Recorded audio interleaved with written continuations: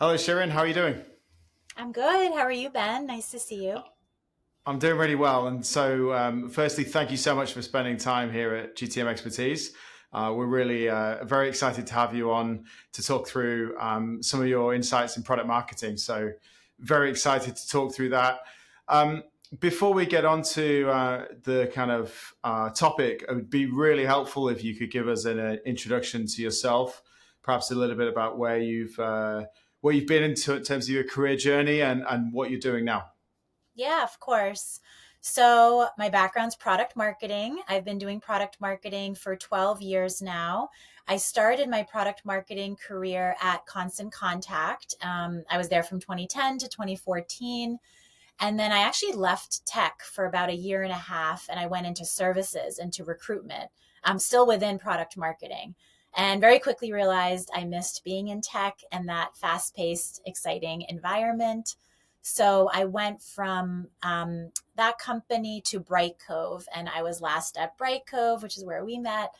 I was there for 4 years. So I was there from 2015 to 2019 and started as an individual contributor. And then I started managing a team of four, which was great. Had a rock star team there. And in 2019, I started my own consultancy. So I'm now still doing product marketing. I focus on B2B SaaS companies, project oriented, average 3 to 6 month contracts. Um, and yeah, I've been doing that 5 years now. So I love it. And we can talk more about that. But that's kind of my career trajectory. Awesome. It's great to see you go out on your own as well. So, like maybe just a bit of an interest point for folks watching this. What made you go out on your own, and what's that journey been like for you? Yeah, so many reasons. We could probably talk 2 hours about just that alone. But let's see if I were to summarize it, the variety of the work, seeking more variety in my career, some more autonomy. That doesn't mean you call all the shots, but you are able as a business owner to really think more clearly about type of clients you want to work with. Do you want a heavier load season? Do you want a lighter load season? If you have the luxury of making that decision, that's always wonderful. I knew I wanted to still continue in product marketing, and that's my craft. So that wasn't the question. But I also, third reason, I guess, is I've always had an entrepreneurial bug. I went to Babson College for grad school. It's very well known for entrepreneurship, for my MBA. And so that was a while ago, but I was like, I know I want to do something in like within my own business and in that realm. Whether I stick to this in 20 years or sooner or it's something else, I can't predict the future, but I love Sure. having my own business. That's awesome. That's great. And I guess one of the great things for us today as well, we can pick your brain a bit more, is you're seeing so many more, the inside of so many more startups and understanding their journeys. Obviously, it sounds like you're dealing with companies at various stages as well in their journey and bringing you in. So that's awesome. I mean, since you started it, I think you said in 2010 at Constant Contact, how's product marketing look like today versus then? Like, Yeah. it must have been it's been on quite a journey as a career and topic, I guess, amongst startups and Yeah. businesses. So it's really interesting. When I was in house in product marketing, I figured everybody knew what product marketing was and everybody was bought into it and everybody understood. That's because I was in a product marketing role at a company that obviously supported it, whether it was Constant Contact or Bright Cove. When I started my consulting career, this was now 5 years ago, so it's improved. I was pretty surprised at the I want to say lack of knowledge, it sounds harsh, but the awareness, I will say, around product marketing and its importance. I do think that's gotten better over the last few years. And there's so many more companies that realize the importance of this work. And that starts from being a really early stage company all the way to growth stage. And there's different parts of product marketing that come into each. However, I was surprised coming out of corporate at wow, this is still not very well known. And product marketing can still be confusing. And I understand why it's confusing. There are so many things a product marketer can do and we have so many skills. Even hiring for a product marketer is hard because there's so much they can do. And if you don't prioritize and stay focused, you'll spread yourself thin. So I'm getting a little off topic, but I think that's the biggest trend I've seen. There's definitely more awareness. But I was surprised at that it wasn't as high of awareness as I thought. And I still don't think we're quite where we need to be, I would say. Yeah, I can relate to that. I mean, I think um, even at the very basic level, when people hear the word, they've got two words there, right? Perhaps a lot of people gravitate to the marketing bit, and they're like, "Oh yeah, I kind of understand what Yes. that is," which is.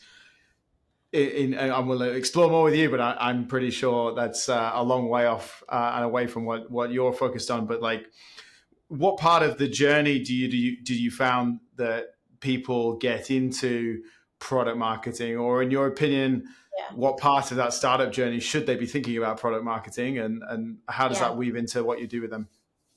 Yeah, so I think the surprising factor as far as when they think about product marketing is, I don't want to say it's too late, but it can be earlier than it typically happens.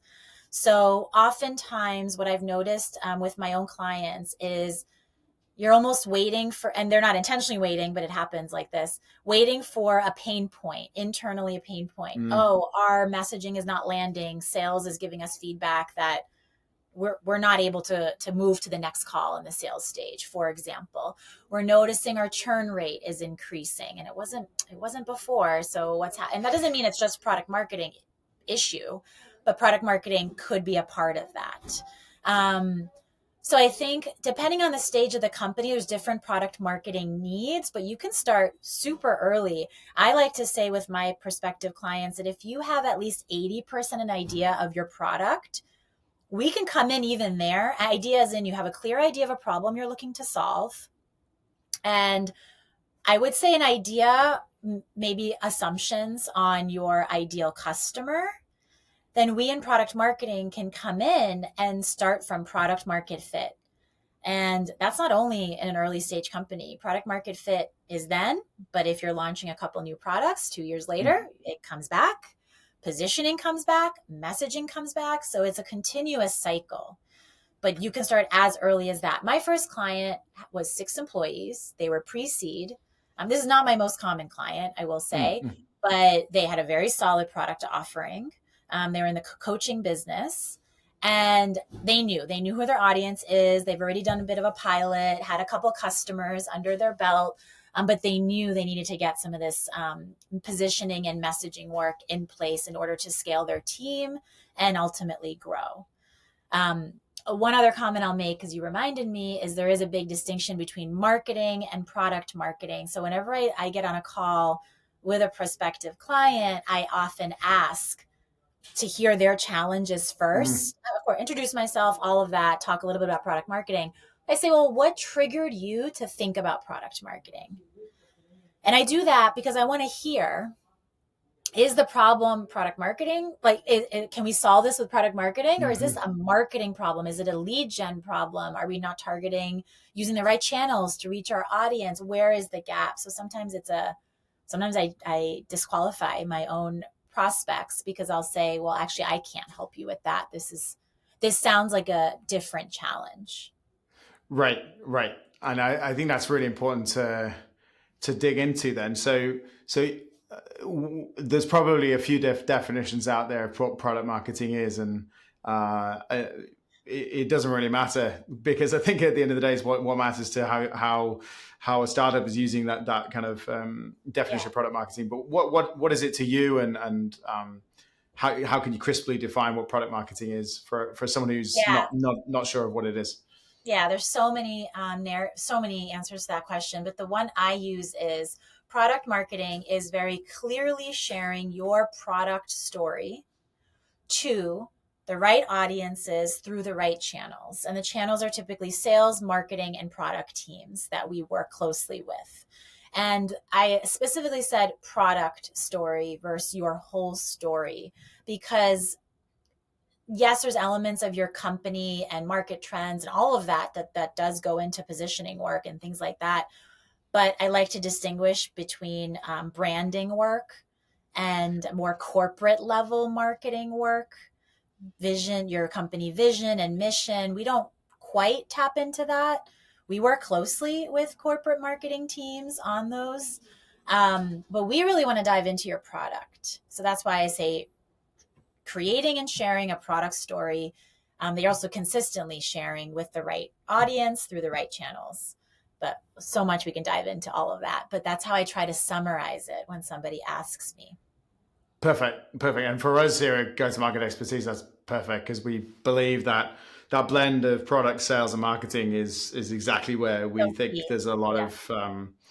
lot of interest, and a lot of startups are certainly struggling with that, or at least looking to get to the next level on those pieces. So you mentioned a couple of keywords that I pulled out of that product marketing piece around narrative, Yeah. positioning, messaging. They all sound to me like there's a process there to work through, and that they probably all interact and tie together. They do. Yeah. How are those words defined for you, and like how does that work in a product Yeah. marketing kind of process for you? Yeah. So think of them like a funnel. I would say narrative first, even if the client I'm working with or company I'm working with does not mention they need a narrative. I always like to start with a narrative. It's literally a document that's crafted like your story. Who you Mhm. are, why you started. I follow a very specific framework. Andy Raskin, I give credit to him. He has that Medium article. I don't know if you saw that went viral around the top sales deck or something like that. And this is the flow that it follows. It really starts from macro to micro. So narrative is like key market trends that are happening that are affecting businesses. We're not even talking about your company yet. What effect is that having on businesses? What are winning companies doing? What are laggards doing? As a result of that, what's the impact that they're seeing? Pain points, things like that. And then ultimately, how do you solve that problem? So your company doesn't even come into this narrative until the very end. Mm. So that's narrative. We use that as a foundation. That's like a really great grounding place for an organization to start with, and making sure key stakeholders are all also aligned with that, which is another really key piece of the work. Then positioning, I like to say, is diving more into your who, your what, and your why. Who's your target audience? Let's really dive into that, get into personas, all of that. What is your product? Features, benefits, all connected back to that who. And then why are you unique in that market? Why do you stand out? So, love doing that work. We get into things like value pillars, which are your key differentiators. These are terms I use and maybe others use, but everybody has their own terms.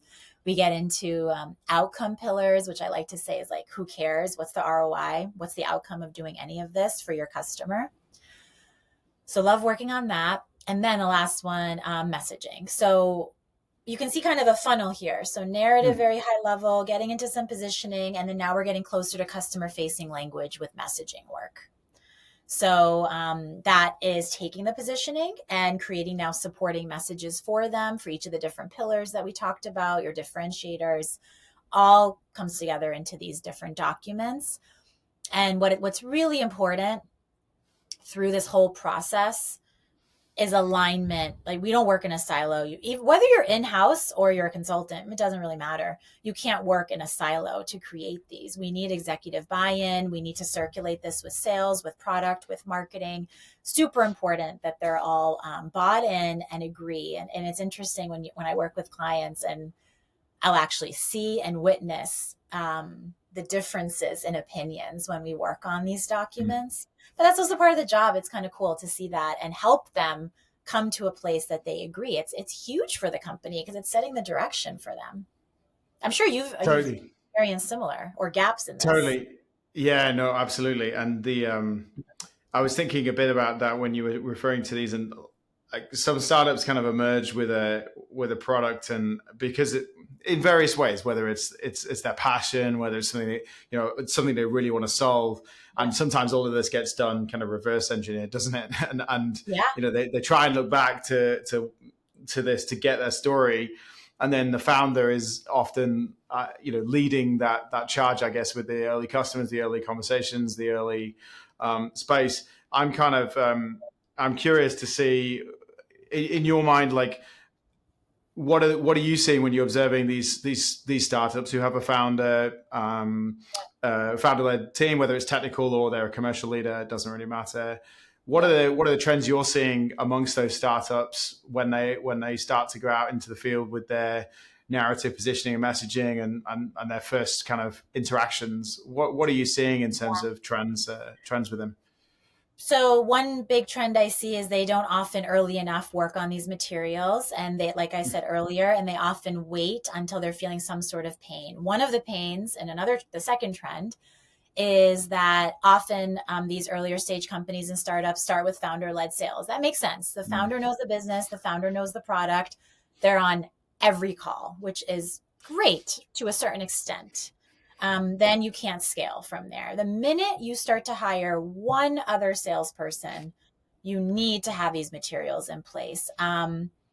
Maybe with one, the founder can like dump their brain for that one person, and maybe even then they're fine. Okay. But soon after, as you start to expand the team, that's when they start to feel the pain. I had one client that brought us on because of this. mm, And he was the founder, he was the product guy, and super smart, knew everything about the business, and was able to close sales. But he's one person.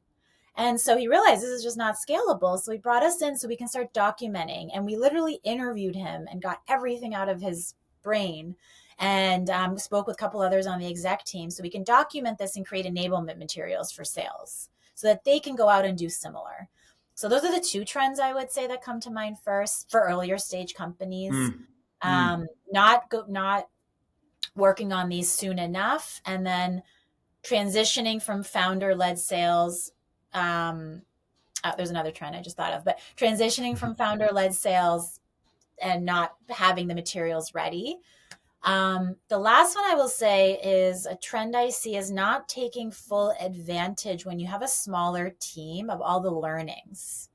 This is probably beyond just product marketing, but it really is impactful for product marketing. If you have two, or if you're lucky enough to have even two or three sales members before you expand and grow, you have Mm, such a great opportunity to pick their brains, have a weekly feedback session, hear what's happening, bring that back into your positioning and messaging, update anything that you have. I don't see companies, they're just so focused on sales and acquisition, and I mm. get it, but there's so much gold there that can be leveraged. So that's probably the third trend is learning and gathering. It's like seen as an afterthought, and it's just so important. That's brilliant. So so go back to that first trend then. This early, like how do you know as a founder, if you're talking, if it's founders watching this now, and they might be at various stages of their journey, but I guess it's about self assessment on where the company is at this stage. Um, how would they ask themselves the right questions to work out where they are and whether they are sort of the right time, whether they're too Yeah. late, whether too early, but you know, obviously they need to get going now if they've not done anything. But what are the questions they're asking themselves? One of the first questions I would ask is, have we established product market fit? Do we actually know that the product we're building is something that people will buy? And I don't mean just buy once. I mean, you've created a bit of a repeatable pattern. You could have one or two great customers that you have a relationship with and they happen to buy with from you. Those Mm, are great to start, but after that. So I would ask that question. Are we starting to think, the second question, are we starting to think about expanding our sales and marketing efforts? That's not usually the first thing. The first thing is usually building the product and maybe pilot testing with a couple beta users, et cetera. mhm, But mhm, once you're either getting pushed from the board or VCs or whoever, like, okay, we're looking for like your 10 customers this year, 2025, let's see your first 10 or whatever, then you're starting to scale. And so you need to start putting some materials in place. And it's not just about the materials, it's the work that goes behind those to put the materials together. So we don't just come up with positioning. We interview customers, we interview your mhm, prospects, we talk to internal team members. You're gathering all of this to then be able to set a foundation to start to move to your sales and marketing initiatives and reach those goals. That's probably the second question is, am I starting to think about hiring and expanding right. my sales and marketing efforts? Have I done the product marketing work that's needed for that? Perfect. Um, Yeah, I think those are the main two. The last one I'll say is part of positioning, but I think it's overlooked. Asking yourself, how do we stand out in the market? And is that expressed really clearly? Like, do we know internally why we are unique? It's like, it sounds like a no brainer, but I don't think companies ask themselves that question enough. Totally, totally. I mean, we've both met a lot of founders, and I think you can think of different founder personas as well in terms of how self-reflective or how objective they can be, with various levels of being objective on how they're appearing in the market, how they whether they are landing well, whether they what needs to be improved, because there's this kind of like founder passion, I guess, that comes Yeah, through, and really you're like you're saying on your second kind of trend that you're seeing in terms of the founder-led sales and the transition on, like there's no one better than the founder to sell this. Unfortunately, you can't clone them, but certainly the ability for a founder to reflect on themselves and figure out where they are is super.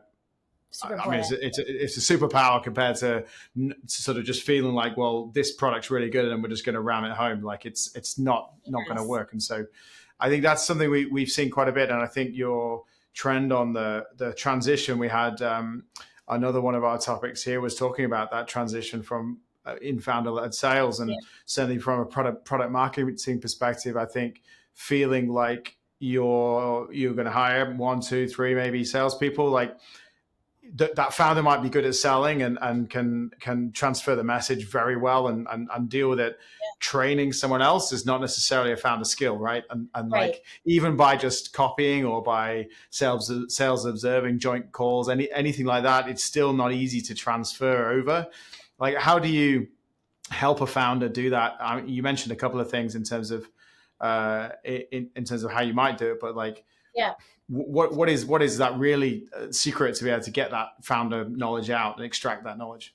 Yeah, I mean, it may sound simple, but we sit down with the founder and anyone else they might want to nominate. So it's not always just the founder. It could be their COO, their lead engineer, and their lead product person. Right. And we literally ask them a lot of the questions I asked that we talked about in the narrative. Yeah. Why did you start this business? What are the trends that you're seeing? And we start very macro. So it's a lot of like just pulling out of information. I think the job of a product marketer then though is to be able to take that information and organize it, synthesize it, put it into a format that's understandable and digestible for other teams. That's huge because often when we meet with the founder and they're very technical, we're going also Yeah. receiving a lot of technical information. So that's a big skill for a product marketer is taking something really complex and being able to explain it as if you're at a dinner table with friends and how would you talk about it with them. Right. So I think, I mean, I experienced this at Brightcove. Brightcove, it can get very tricky and complicated with all the Yeah. technology that exists. And that was our job is like, how can we explain it in a language that really resonates with each of the personas Right. you're going after? And I Right. really like something you said about reflection for founders, just to come back to that. It's so common, not just for founders, but many of us to be on autopilot and just keep going and just be so focused on the product and sales, sales, sales, to just take a minute. And often when you bring on external people, they can help with this a lot, I find, versus internal, because we're asking different questions of them and giving them the opportunity to say like, well, what's working and what's not working, and really take a minute to think about that.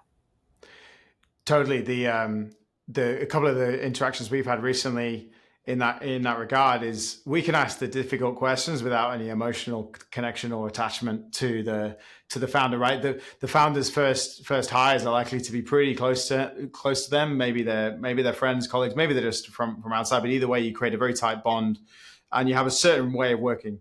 The sort of asking difficult questions to each other is not probably top of mind. It's like we just got to go. Whereas Yep. having that external viewpoint is certainly really really valuable. The other one I wanted to ask about, you were sort of you're referring to a lot of these conversations, and I think this applies to a lot of different topics. But like you go through this process, but I would imagine this is a continuous process. How does this? So you release a version one in the market, or you've done your beta. Version one comes in the market. Engineering is still going. They're adding Yeah. features all the time. At what point do you do this in a batch process where every now and again you come back, you revisit, and you adjust based on what you've developed or what the market's changing and how that's changing? Do you do Yeah. it a lot more micro than that? Like, how do you deal Yeah. with that in terms of a I mean, I process? think it depends. As a consultant, my answer is different than if you're in house. If you're an in house product marketer, there's honestly constantly things you could be doing. If you're working on feature releases and then you're also setting up feedback sessions with sales, you're working on sales enablement materials, it just grows and scales as the company grows.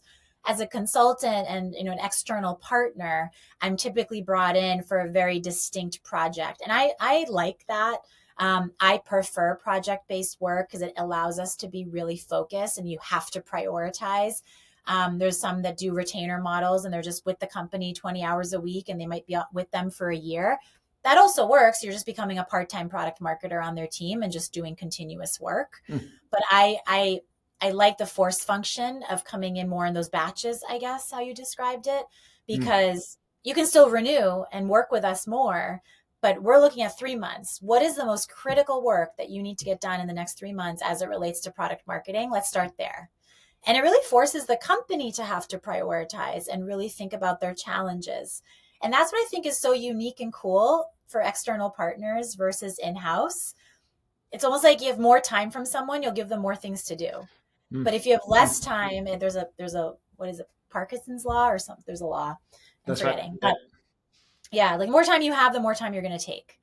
yeah. So I think that's so true, especially even for us. So I'm more in the batches format. Let's come in, let's focus on what's really important. If something else bubbles up, we can extend our work together, or I'm out and I've actually come back before too. Hey, now we have some other needs in sales enablement. Can you come back? That's really cool because we have the background from the initial work together. So it's nice to have continued work with a client because you already have some of that knowledge. That's brilliant. That's brilliant. I think the last thing I'd like to ask you before we go is more on the future, perhaps a little bit about the current state of affairs with regards to the how product marketing is received and the buyer behavior maybe as well, which does blend a little bit into pure marketing, but buyers these days are extremely well educated before Yeah. they come to a product, sort of to a company. That changes the product marketing angle in terms of Yeah. explaining, like you mentioned, explaining it not only in a really easy way, but probably in quite a quick fashion, because time is getting shorter and shorter for people. When they're buying, they move on quickly. So how is that sort of changed, and how do you think that's going to play out in the next 5 years for Yeah. you in terms of sort of getting the messaging so crisp that it really resonates with someone very quickly, Yeah. and that you get them straight away, because they've got a lot of choice. A lot of buyers have a Yes. lot of choice these days, and they're going to keep getting more and more Yeah. choice. You said what I was going to add is not only are they coming with much more education, but there's so much more competition. So it comes back to Right. how do you stand out? And that doesn't mean you have to focus on just one niche and one thing, but you need to stand out in um, whether that's your approach, like your it comes back to those pillars that I talked about. What are your differentiators? I hone in on that so strongly because when somebody thinks of your company name, I want them to think of one thing. That doesn't mean you only do one thing, but I want them to think of one thing so that they hook on that and they're like, I know this company does that and that's what I need. And then you learn about how they do it, all the variety of products that they have, their approach, their team, all of that. And I think that's product marketing's job. So I think it's a big challenge for us and a good opportunity for us is when we work, whether in house or we're working as a consultant, pushing to get to that because I think, like I said very early in our conversation, it can be so overlooked, and it's just going to get worse, as you said, harder, and not worse, but it's going to get Sure. harder. Sure. That's Yeah. awesome, Shirin. I think we'll leave it there. We definitely would love to pick up again maybe sometime when we can chat about a different topic around Yeah. product marketing. It's been super good to have you here. Thanks so much for your time and for explaining everything to us. And Yeah. we'll Thank hopefully you. see you soon. Awesome. Thank you for Thanks so much, having me. Shirin. Take care. Bye bye. Thanks. Cool.